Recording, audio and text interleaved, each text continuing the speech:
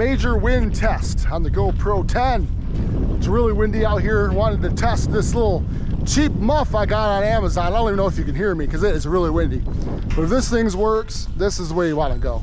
Just get one of these little muffies and you'll be good to rock as a vlogger with a GoPro 10. So, what is this? What do you think? How's it sound? Huh? How's that? Huh? How's that? Yeah, I know it looks good, right? 5.3K on the GoPro. Got a little bit of sun, just really windy. If you can vlog in this wind with this bad boy, with this little muff on, go pick yourself up one for $6. A lot cheaper. Just saying. Cutie face. Is it the camera? Or are you videotaping? Taping.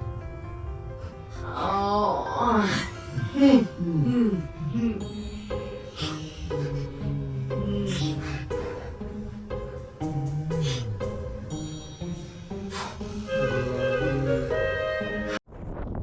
For comparison, this is the GoPro 10 without the wind muff on. So, what do you think compared to the one with the wind muff? Now the wind stopped. So there you go. Okay, here comes the wind. It's coming back. So what do you think? This is without the wind muff. And you heard it really bad with the wind muff when it was really windy out. So, there's, feel that wind? Ah, can you feel it? So, there it is, without the wind muff. And you'll hear it with the wind muff. That'll give you my final conclusion at the end.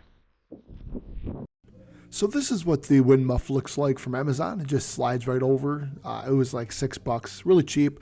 Just something that makes a difference if it's really windy, and with the reduction of noise that you can do on software, it works great. There you go.